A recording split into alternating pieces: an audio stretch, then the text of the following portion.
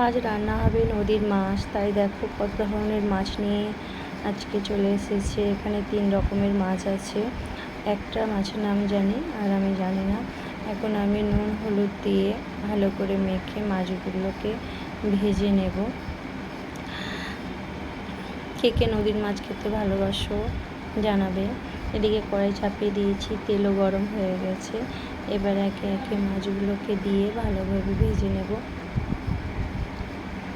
মাছগুলো কড়াইয়ে দিয়ে দিচ্ছি। এইভাবে সমস্ত মাছটা ভেজে নেব। ফাঁকা জায়গায় রান্না করার মজাটাই আলাদা। এই যে ভাজা হয়ে গেছে মাছগুলো। এদিকে মাছের ঝাল করার জন্য আমি কড়াইয়ে তেল দিয়ে দিয়েছি আর কুচানো পেঁয়াজ আর কাঁচা লঙ্কা দিয়ে দিলাম।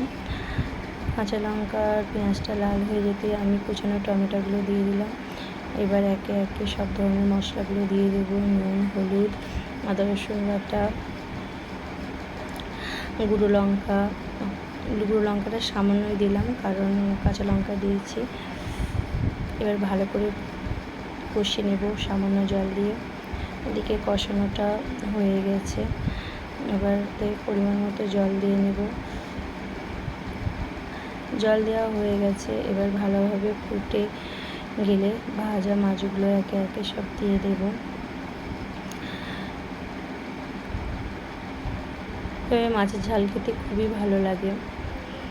মাছগুলো দেওয়া হয়ে গেছে। এবার কুচানো ধনেপাতাগুলোকে সব দিয়ে দেব।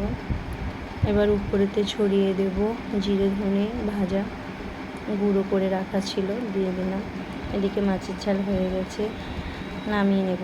এবার রান্না করব কচু আর চিংড়ি। তাই চিংড়ি মাছগুলোকে নুন হলুদ দিয়ে ভেজে নেব।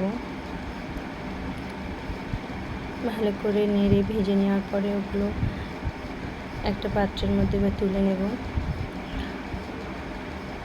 ওই কড়াইয়ের মধ্যেই কুচানো পেঁয়াজ দিয়ে দিলাম।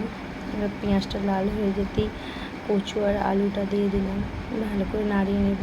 এবার সব মশলা একসাথে নিয়ে একটু সামান্য জল দিয়ে এর সাথে দিয়ে দেব। এবার ভালো করে কষাতে থাকবো। কষানো হয়ে গেছে।